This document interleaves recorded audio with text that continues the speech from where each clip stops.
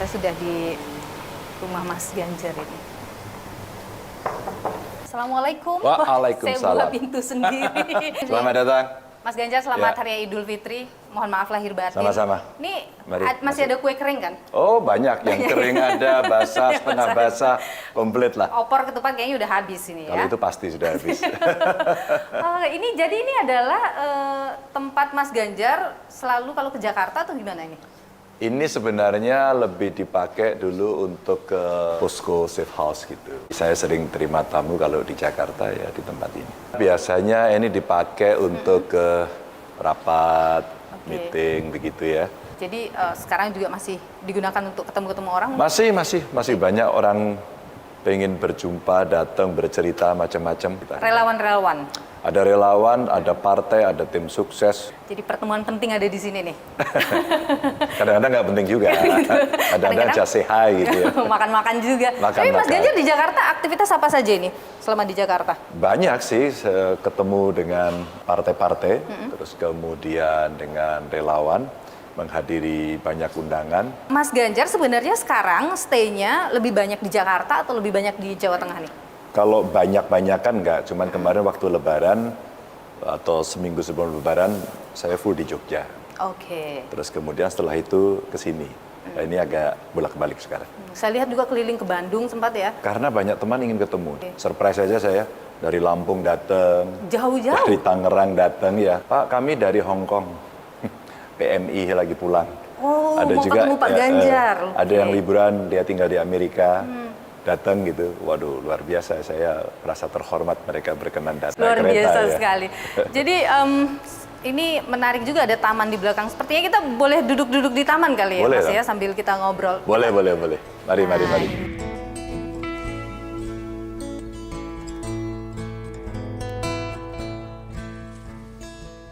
Mas Ganjar, jadi sekarang aktivitasnya lebih banyak politik atau sosial nih? Saya manusia politik, makhluk politik ya.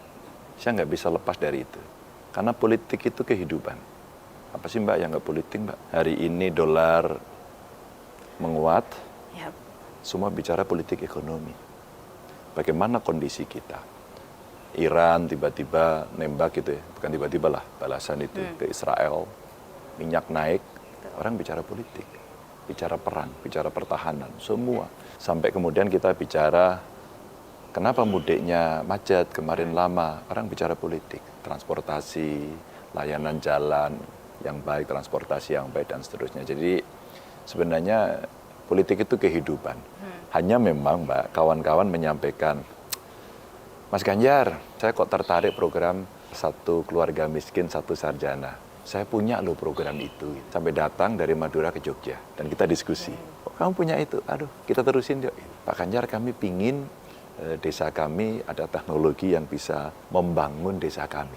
Apakah ngolah sampah, irigasi, pertanian, wow. Dan itu segudang Mbak. Atau kemarin UMKM yang besok mengundang saya untuk ke halal bihalal. Oke. Dan mereka pingin saya diajak kolaborasi untuk UMKM. Dan di cerita-cerita yang hari-hari ini juga saya respon itu. Oke. Jadi kami akan menemukan Mas Ganjar di mana nanti ini ke depannya? Saya kira akan ketemu di mana saja. Tapi Mas Ganjar gini, selama ini tuh Mas Ganjar sibuk sebagai seorang kepala daerah. Ya. Sebelumnya sibuk sebagai anggota DPR, selalu bertemu dengan masyarakat. Kemarin dalam beberapa bulan sibuk sebagai calon presiden, bertemu dengan masyarakat. Iya. Sekarang kemudian tidak ada lagi semua aktivitas itu. Terasa bagaimana rasanya seorang Ganjar ini tiba-tiba kesibukan-kesibukan itu tidak ada lagi gitu. Banyak kesibukan saya, nggak selesai. Banyak sih ya. Saya terima tamu nggak habis-habis itu. Oke. Mereka nongkrong di rumah, ya di Jakarta, ya di Jogja. Saya ke Jawa Tengah didatengin. Oke. Jadi kalau dari sisi itu nggak ada yang hilang. Hanya saya senang karena pagi hari bisa olahraga bareng istri gitu. Oke, jadi lebih agak santai lah ya. Ada waktu yang bisa kita atur berkumpul sama anak istri itu. Memang setelah saya pensiun jadi gubernur, suasana itu menjadi mewah. Kemewahan yang sekarang kita miliki. Iya benar, karena kemarin-kemarin nggak bisa itu ya. Agak sulit. Tapi Mas Ganjar, saya mau nanya ini deh. sekarang ini kan lagi ramai soal hubungan PDIP dengan Pak Jokowi, kemudian Bu Mega dengan Pak Jokowi begitu. Suasana kebatinan seorang Ganjar Pranowo melihat situasi itu tuh gimana sih? Biasa saja, Mbak. Ada sebuah awal proses politik dan kemudian ada sebuah akhir proses politik.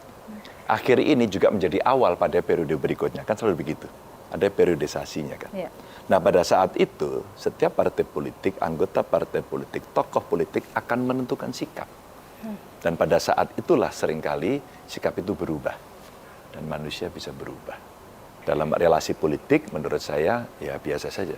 Saya sih merasa ini kontestasi, pasti akan ada akhirnya.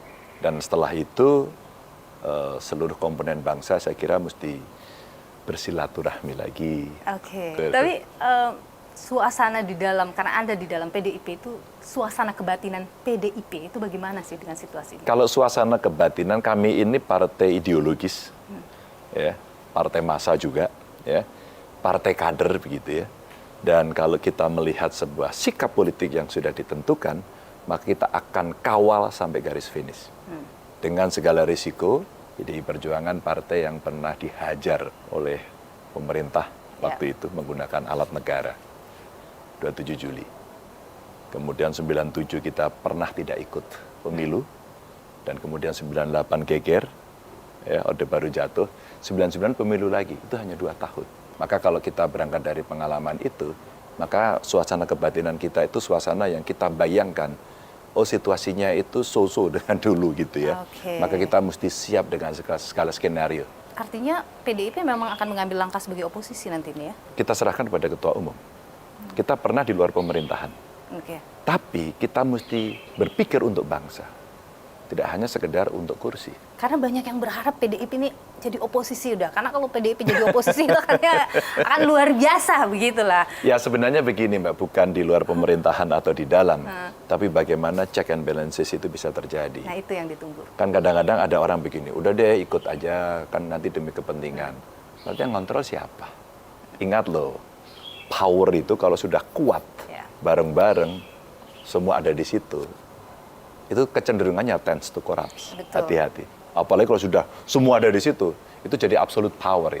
Maka jangan sampai kemudian tidak ada yang kontrol. Saya berharap seperti apapun kondisinya, partai tetap akan kritis pada situasi-situasi apapun. Itu yang paling penting Mas, dan itu yang dibutuhkan oleh sebuah negara. Anda terbuka sekali untuk itu? Saya bukan buka open house, sampai 4 kali. Rakyat aja saya terima, apalagi kawan-kawan ini.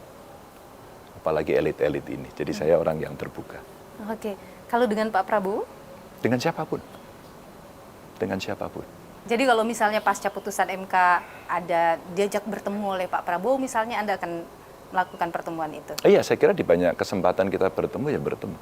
Sesama anak bangsa yang kita berpikir, semuanya berpikir tentang bangsa dan negara ini. Pasti relasi-relasi pribadi mesti kita taruh di samping. Kalau misalnya ini, saya mengajak Anda berandai-andai ini. Diajak masuk dalam kabinet oleh Pak Prabowo misalnya. Ya, dan saya katakan tidak. Saya mencoba untuk konsisten karena dalam demokratisasi dan sikap politik, saya harus menunjukkan kepada publik. Bukan berarti kemudian saya benci. Bukan berarti kemudian saya antipati, tidak. Saya memberikan penghormatan kepada siapapun untuk yang menang. Kami yang menang, kami juga akan menentukan sendiri. Jadi artinya sebenarnya kami menghormati. Dan itu akan memberikan nilai kepada yang lain bahwa kekuasaan kursi itu tidak boleh hanya sekedar ditransaksikan. Karena beberapa sikap yang mungkin kemarin menjadi nilai yang berbeda-beda, biarlah kemudian kita berbeda. Nah, saling penghormatan inilah menurut saya, ini baik untuk pendidikan politik. Atau katanya begini, kan ini bisa jadi modal nih 5 tahun lagi. No, tidak. Ada panggung yang akan Tidak. didapatkan oleh Modal itu adalah bagaimana kita bertemu rakyat dan meyakinkan rakyat kok. Modal itu kemudian bukan duduk di pemerintahan. Masyarakat saya kira sudah bisa menilai. Saya umpama, Pak Mahfud umpama. Oh Pak Mahfud pernah di eksekutif, pernah di legislatif, pernah yudikatif, lengkap sekali Pak Mahfud itu. Oh Ganjar pernah di legislatif sama di eksekutif. Silakan dilihat track record-nya. Cukup Mbak, bukan kemudian begitu. Kalau begitu nanti ya apa bedanya? Mbak, pendukung di bawah itu luar biasa Ya. dalam menentukan sikap. Bagaimana dia mempertahankan, bagaimana dia berkeringat, air mata, tenaga, biaya, relawan itu. Dan kemudian dengan emosionalnya yang kuat begitu, tiba-tiba elitnya tung. Rasanya gimana dong? Oke. Kita nggak Anda tidak hormat ingin sama- mengkhianati itu. Bukan berkhianat sih sebenarnya. Saya ingin menghargai juga dukungan mereka dengan sikap ini. Gini, banyak yang mengatakan bahwa dalam politik itu kita tetap butuh panggung untuk menjaga konstituen. Kalau kita punya visi, misalnya mau 5 tahun lagi dalam pemilu entah jadi apa. Bagaimana Anda akan menjaga konstituen Anda, menjaga panggung itu untuk Anda terus ada di permukaan misalnya? Setidaknya hari ini saya anggota partai. Oke. Setidaknya sehari ini saya bisa berjuang dengan partai saya. Setidaknya hari ini kawan-kawan relawan saya tidak pernah berhenti. Mas Ganjar, 5 tahun lagi apakah akan bertarung lagi? Saya ini anggota partai yang taat. Saya loyal pada partai ini sampai dengan hari ini dan saya tunjukkan. Jadi dalam sistem partai PDI Perjuangan ada mekanisme yang ada. Maka kalau orang dulu berdebat petugas partai, berdebat itu, kami ini sadar di dalam internal kami bagaimana proses itu mesti dilalui. Siapa tahu kelak kemudian, oh Ganjar suruh maju lagi, saya mesti siap itu. Atau sebaliknya, dalam 5 tahun ke depan, enggak kok ada yang lebih baik. Anda akan terima? Pasti. Banyak sekali kalau orang berbicara pengalaman, orang berbicara kemampuan, apa? Mau bicara skill, leadership, jejaring, banyak sekali yang punya. Tapi ketika berkontestasi tidak. Karena apa? Itu kata rakyat. Maka rakyat bisa menentukan apapun. Jadi kalau kemudian orang kepilih, belum tentu yang kepilih itu hebat. Saya jadi gubernur Mbak kepilih, belum tentu saya paling hebat di Jawa Tengah. Mungkin masih ada orang Jawa Tengah yang lebih hebat. Tapi saat itu rakyat mempercayai kami. Maka tugas kita adalah jangan khianati kepercayaan rakyat. Lakukan yang terbaik. Layani rakyat, jangan korupsi. Pesan saya selalu itu. Saya mau nanya juga nih, hubungan Anda dengan Pak Jokowi gimana sih? Baik-baik saja. Saya tidak merasa ada sesuatu begitu ya. Bahwa kemudian beliau berada pada posisi yang hari ini berbeda, ya saya hormati. Seperti di awal tadi. Oke. Setiap kontestasi orang bisa berubah, orang bisa menentukan, dan saya hormat. Kalau hubungan Pak Ganjar dengan Pak Anies Baswedan bagaimana sih? Tapi WA. WA-an? Ya. Karena kami kan sudah temenan sejak kuliah. Oke. Kami temenan, Mbak. Caimin, Pak Mahfud. Kebetulan Pak ini sekolahnya kan di Jogja. Iya, betul. Di UGM. Jadi kami berteman gitu. Oke. Kalau dengan Pak Prabowo? Saya nggak punya nomor teleponnya. Tapi Anda merasa hubungan Anda dengan Pak Prabowo baik-baik saja pasca kontestasi? Saya tidak pernah punya konflik dengan Pak Prabowo. Oke. Tidak pernah sama sekali. Dengan seluruh kandidat yang ada, saya merasa tidak pernah punya konflik dengan mereka. Oke. Konfliknya di panggung politik. Setelah itu Kalau tidak. kemudian kita debat di situ ya suasana konfliknya kelihatan karena kita sedang mempertahankan prinsip atau mendeliver gagasan. Oke. Ya di situ. Setelah itu selesai kami salaman kok. Oke. Kalau gitu saya boleh nggak minta? Tapi ini harus refleks ya, Mas. Iya. Satu kata Iya. untuk masing-masing tokoh yang saya sebutkan. Oke. Satu kata untuk Prabowo Subianto. Senior. Satu kata untuk Anies Baswedan. Kawan saya. Satu kata untuk Gibran Rakabuming Raka. Wali kota. Oke. Karena saya orang yang waktu itu diundang Mas Gibran khusus untuk menjadi jurkam dan kami datang ke pasar. Oke, pada masa Pilwalkot itu Waktu ya. Pilwalkot. Satu kata untuk seorang Joko Widodo. Presiden. Satu kata untuk Megawati Soekarno Putri. Pejuang. Tidak pernah berhenti, Mbak. Saya belajar betul dari beliau. Terakhir Mas Ganjar, Anda sekarang situasi politik sedang, ya kita tidak bisa menebak nih, mungkin ada yang sedikit bisa ditebak. Bagaimana kalau partai koalisi yang kemudian mendukung Anda ternyata bergabung dengan pemenang Pilpres? Itu sebuah sikap dan pilihan politik. Oke. Maka kalau kemudian pendukung saya katakan masih konsisten, alhamdulillah. Tapi seandainya tidak, paling tidak saya pasti akan dikasih tahu dengan berbagai alasannya. Jadi kita mengerti. Kecuali pergi tanpa alasan ya itu berbeda. Tapi Ada kalau yang begitu ya? banyak. Oke. Tapi kalau kemudian dia datang, Pak Ganjar saya mohon maaf mau begini karena alasannya begini-begini dan kita bisa berdebat, saya pasti menghormati. Karena mereka juga partai yang punya independensi untuk menentukan sikap. Makanya Mbak, di dalam politik itu ada moral, ada fatsun, ada nilai-nilai yang mesti dipegang. Oke. Bukan siapa, dapat apa, kapan, di mana, berapa. Bukan itu. Kalau cuman itu, ngapain partai banyak-banyak Mbak? Luar biasa. Terima kasih Mas Ganjar Pranowo. Sama-sama Mbak Sudah Nilu. berbagi pandangan di Nilu. Sehat selalu Mas Ganjar. Sama-sama, terima kasih. Nah, kalau misalnya